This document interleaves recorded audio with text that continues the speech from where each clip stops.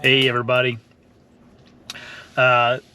Today's video I'm just gonna kind of bring you along as I do a bunch of chores and maybe give you some tips and tricks along the way.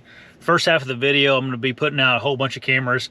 I'm at a big piece of public ground here in Indiana. I've got about a 2-mile walk to get to where the furthest location I want to get to, and I'm going to work my way back. A couple things I'm going to do that's unique to kind of probably the first time this has been on the hunting beast, but I'm going to put out some mock scrapes here. I feel it's a pretty effective way on public land here in Indiana, and really throughout the country, where you can get some good pictures of deer by creating these mock scrapes, or maybe freshening up an area that has already been a traditional scraping area.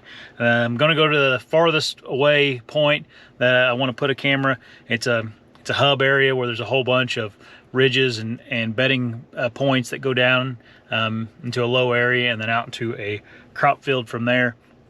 So that's where we're heading right now. Then hopefully this evening, unless this takes me till dark, I'm gonna go and do some glassing. So bring you along for that. So let's get to walking. Little tip to keep the ticks and the chiggers off of you. Tuck your pants into your long socks and make sure you cover it real good with bug spray.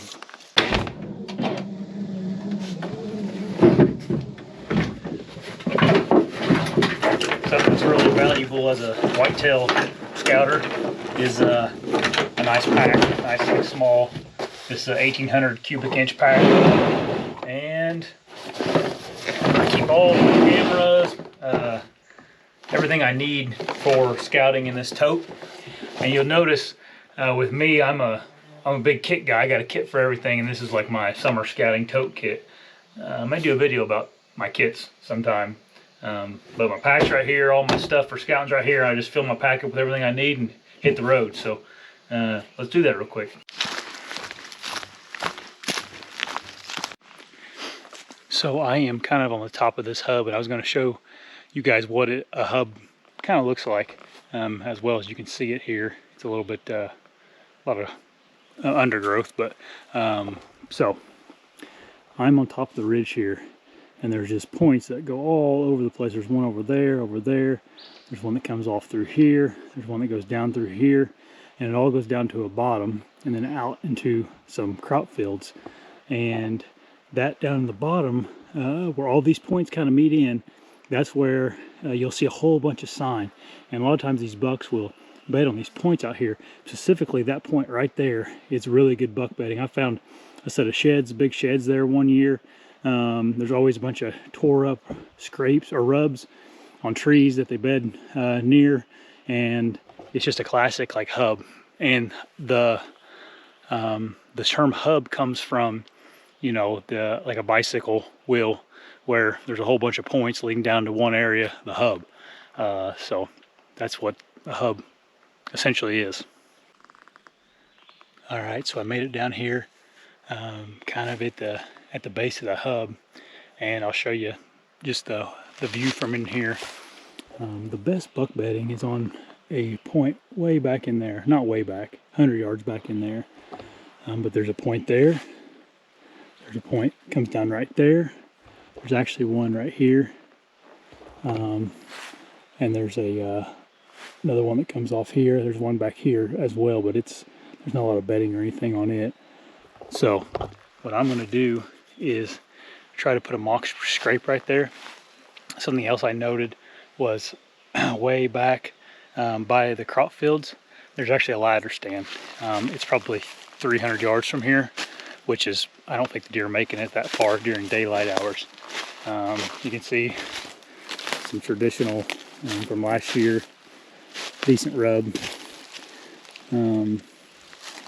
And back in there, I'm not going to go in the bedding area, but there was a lot of rubs back in there. There's oaks here.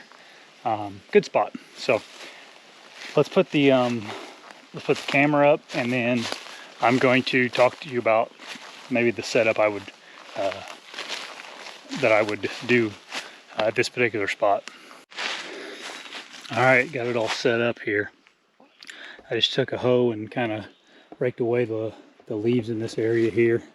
And I have a vine hanging down from a limb. I don't know how I feel about it.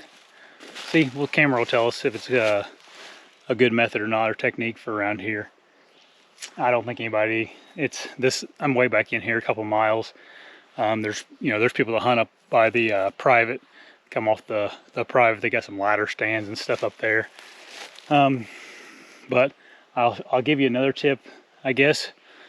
The deer all come from kind of this general direction. All the points come down through here, right through here. And I put my trail camera on this smaller tree. It's about 8 feet in the air right there.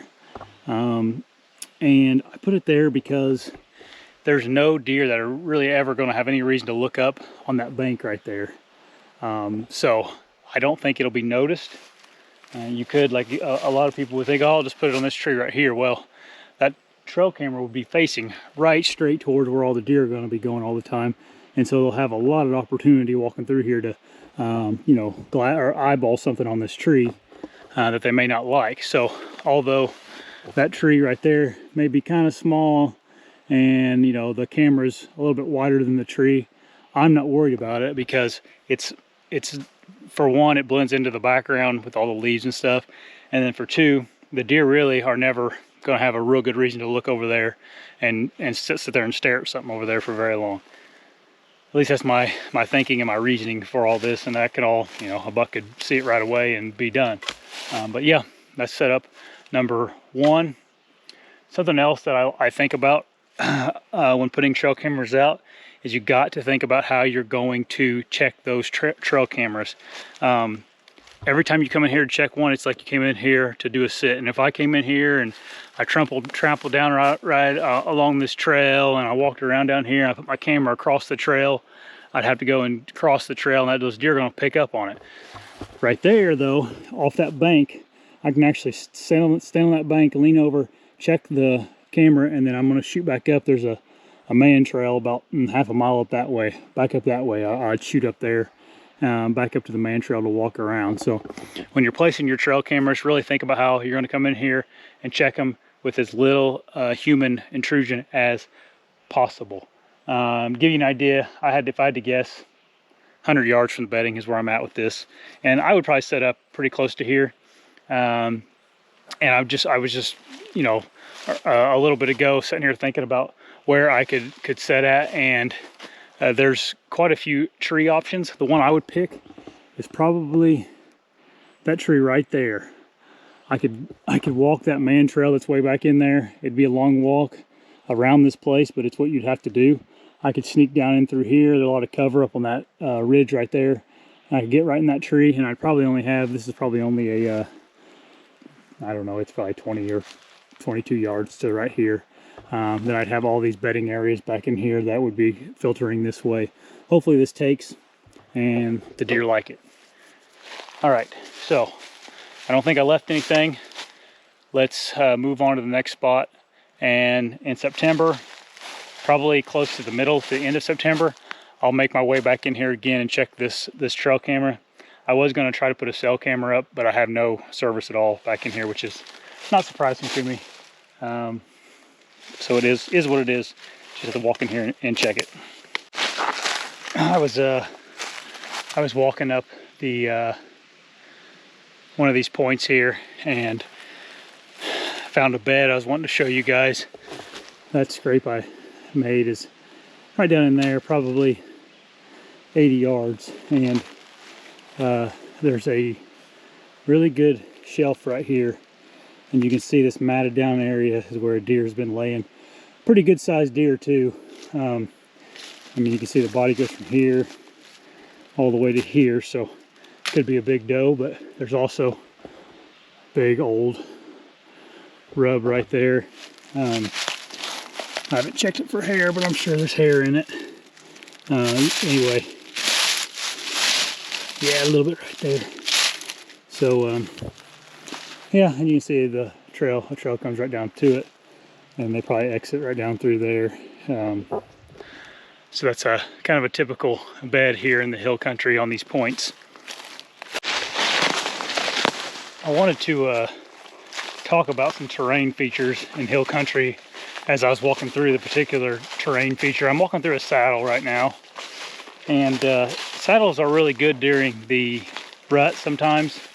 You know, a guy could probably come and sit on this saddle during the rut here in Indiana for, you know, 5 days in a row and end up killing him a decent buck. But what I've noticed, at least here and on this particular property, the saddles really are getting hit pretty hard. I can throw a camera up right here, and I can almost guarantee I'll have pictures of guys walking through here, scouting and whatnot. So finding little overlook spots like hubs and just little off the beaten path spots that don't really like show up real good on a map. I think that's one of the keys anymore in hill country, is to find those spots. Another benefit of hill country is a lot of times you can just walk away from the pressure. You know, not very many people are going to drag a stand back past about a mile. Once you get past a mile, you're going to either run into some hardcore guys or nobody. All right, so I'm kind of in the second area. I'm going to put another camera, and I wanted to show you some features of this area that I don't like, just to give you an idea. I think you'll probably catch on to it pretty quick. If you look around me here, just notice anything about it. This hub is pretty open. So from my experience in this area, right back in there is there's like a transition right there where it gets really thick. You can almost see it. And typically right inside that thick area, there's a scrape that is usually opened up. And last year it was opened up even right now, this time of year. So that's definitely probably where I'm going to end up putting the camera. I'm just kind of circling around right here for a second, making sure there's nothing that I'm missing.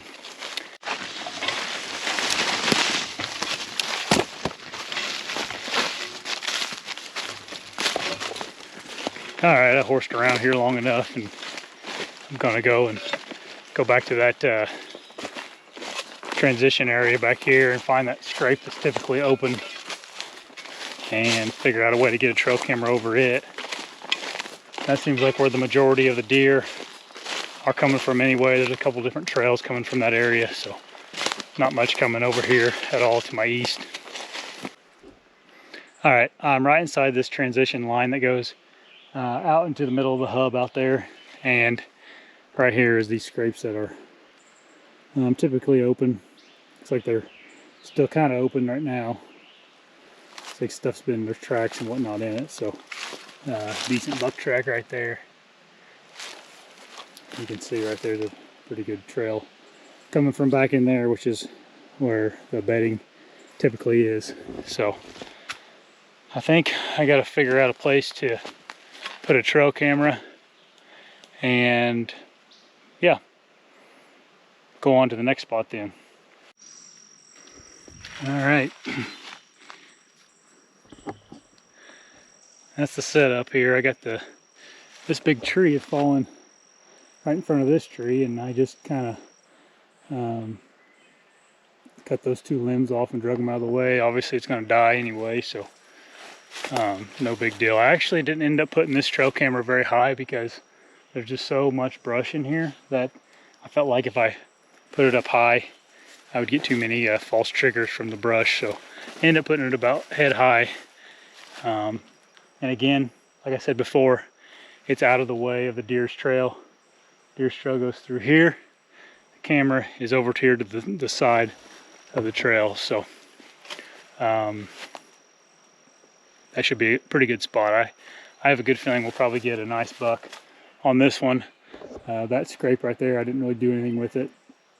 It's just a natural one. I think they'll start hitting easy enough. So, all right, now we have 2 down and a whole bunch more to go.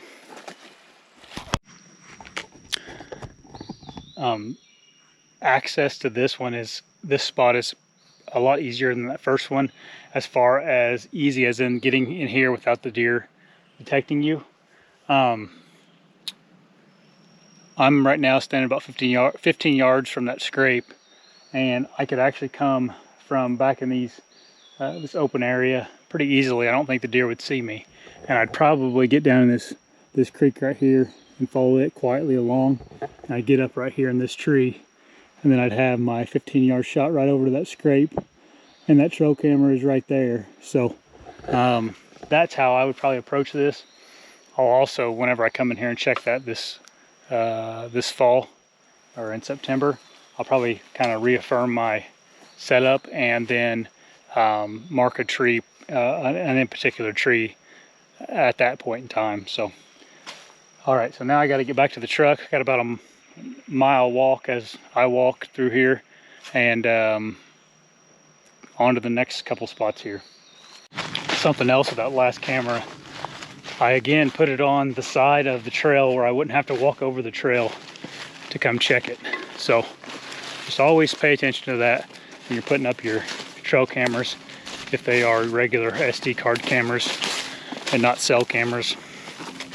Make sure you have a good access to check them with little to no disturbance of the main trail the deer are going to use. Okay, so I'm at my next spot now. I restocked my cameras, and this first spot is going to be right off the road, maybe 60 yards off the road here, and it's kind of up against this old house that somebody lives there, but it's kind of overgrown in the backyard and stuff, and there's always a big buck that lives in there, it seems like. And this particular camera I'm putting, it's right on like a transition of hardwoods and this like overgrown field, and I always like to put a camera there. There's typically a scrape right there, and I've had good luck coming in here in the mornings because all the crop fields are out here to the my west, and I can sneak in this road and get into the spot near the bedding before they come in. It's just making sure that they are coming into the bedding, you know, before it or after it gets light, so you have a good shot at them. And this particular spot's pretty far away from the crop fields where their main food source is going to be, so there's a good chance that I can get in here and they're going to come in daylight hours. So for my settings on a camera, I like to have a fairly low delay time. I'll put it at like 15 seconds, and then have a 2-burst photo. And if you have like limited space on your SD card, not going to hurt anything to put your megapixels on your camera down a little bit. That's up to you. If you like the most high quality image you can possibly get, you want to leave it at your higher megapixels, I guess. But if you don't really care, typically, like, as long as it's a few megapixels, it's going to be good enough. That'll save you a little bit of space on your SD card if you're worried about it filling up. I'm going to put mine on 8 megapixels because I have plenty of card space here. I got a big enough card, and put it up on this tree and get going. But behind me here, there's a beech tree, and around here the deer love scraping under beech trees. So I actually opened it up a little bit with my my hoe I brought along with me, and there's always a scrape right there, and I guarantee you deer will start using that here early season. I've gotten many pictures of nice deer in daylight hours the first week of October right here underneath this tree. So that's the hopes. I can hop in here and check this camera. Just take me 2 minutes to come in here and get it, and yep, this will be a good spot for early season.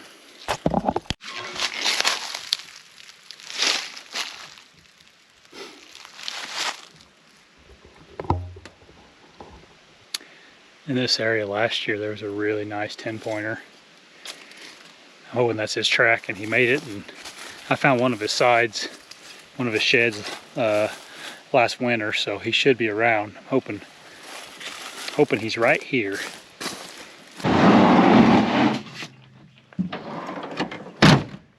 Got a few cameras out. Now it's time to drive around, do some glassing, and maybe check out some status of crop fields around here.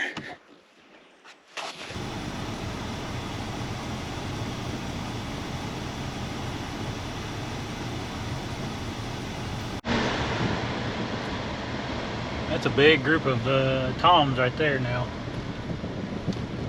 I like chasing turkeys around. That's a good sign. Now here's the status of the crops around here.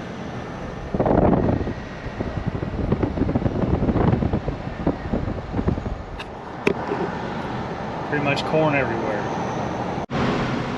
Well, since every place I want to glass is cornfields, it's not going to do me a whole lot of good working this area with glasses. So I'm going to head to a different area.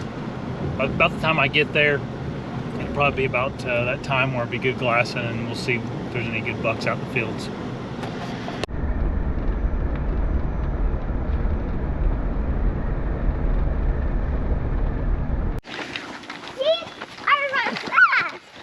Yeah, you're fast. Oh, yeah. Hey, where are we going? Right there. So, a couple days ago, I was gonna go glassing in the evening and just didn't have very much luck. But kind of on the way back home, I stopped at a block that I have a little bitty piece that I can hunt, where I actually shot my buck last year, and a really nice deer. I'm not gonna call him a giant, but a big deer. Ran out of a cornfield across the road and went into the section that I can hunt. The section I said the section I can hunt, I can hunt a really small portion of the section. So me and Huck are gonna go and throw a couple trail cameras on a couple areas on that farm, and hopefully that deer shows up on him. I knew there was a big one in that area last year, and I assume it was him that I saw. So you ready to go? Oh, yeah. All right. How's the deer at? Out in the field, bud. Deer at. Deer at. That's a good sign. You think how many trail cameras are we gonna put out?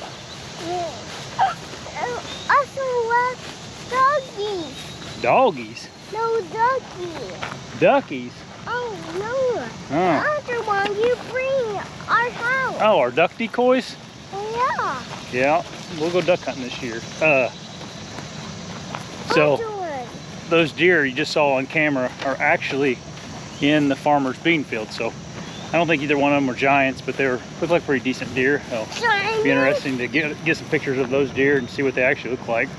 I didn't hang around too long right there just because I didn't want to completely bust them out of here. No, this way. Look at that, buddy. Nice buck track there. What do you think about it? Raccoon. A raccoon? That ain't no raccoon track. All right, hey, stay here.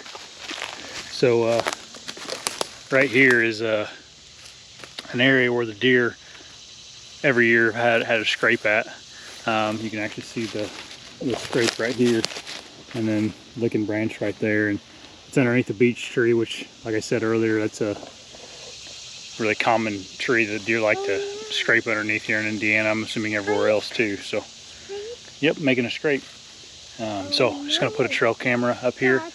So this is where I shot my buck last year, if this is the area I did. There's a crop field right out there, and last year it was corn. It's beans this year, but there's just a point that goes out into the field, and bucks usually like to bed on that point. Now, I don't know about this year since it's beans and not corn. It may be a different story this year. We're gonna have to see. But essentially what happened was I got a decent buck on this scrape in the morning. He headed that way. I knew what the bedding was, and I went in on that point, snuck in there and set up on the bedding, and came in and I shot him that evening. So this is just a place to monitor all that. You got it, keep her going. Good job, you made it. Let's go. Let's go. I think letting kids walk through the woods by themselves is important. It's definitely like a learned skill. Walk around the woods with quite a few people, and a lot of people walk with their head down and never see what's going on around them. So although it takes some patience to deal with him while he's struggling through the woods, it's worth it. Dad. Hey, are you having a good day? Oh, yeah. Good. Do that again summer day, Dad. Yep, we're doing it on the summer day. He says the darndest things sometimes. So this is a little better look at this setup we just put up. You can see this point that goes out into this field, and those bucks like to bed on that point right there. And that camera is just right inside there at the mouth of that point. Oh yeah, Dad. So these beans were planted really, really late, so hopefully maybe there'll be some green ones here come October 1st, and they'll be using this field real heavily that time of year. Go ahead. Drive fast. Show me how you drive. Whoa! That's crazy, driver. All right, so this is the bean field that those deer were just in when we drove up the landowner's lane here. So I think there's a crossing up here. Probably just put my trail camera there. They really can bed all over the place in here. Across the way there's like a little tiny CRP field that butts up to the road. That's where those deer were probably at. And then there's just these like tree lines in between fields right here that they'll bed into. Kind of a tough place to hunt because it's super open, especially this year. With it being beans, it'd be hard to get in here without being detected. But worth putting the camera up and seeing what's in this area, and hopefully we get some good intel from it, if nothing else. Cut that down for me? No, I got it. Okay, you get it there. Be careful though, it's sharp, okay? No. So I just ended up putting trail camera up on this tree right here. Kind of overlooking this corner of the bean field here. There's quite a few tracks out in there. And I don't know if you'll notice or not, but the beans have been kind of gnawed down. For some reason they like this area. It's in a little bit of a low spot down here, and I think they probably just like to filter down through here. There is a cornfield planted right over there. It's not very tall yet, but that'll get tall.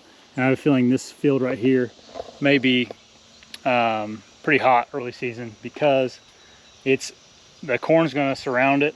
It's a smaller field, and you can't see it from the road, whereas the other field behind me here, where we saw those bucks, you can see that all from the road and everything. So I don't see like a big buck coming out there in daylight hours, but I could see him coming out here first couple days of season during daylight hours.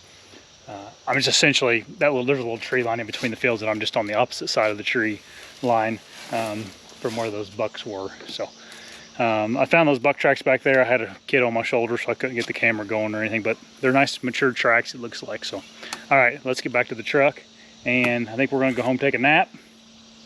No way. No, not. No. No nap? Could it come? Yep, keep working on her, bud. And tonight, do some classing, and that'll wrap up the video. See that right there? Poop. What is it? Poop. It's poop. What kind of poop is it? And brown poop. It is brown, but it's a buck deer poop. Ew. Perfect night out. What do you think, buddy? You eating your bread?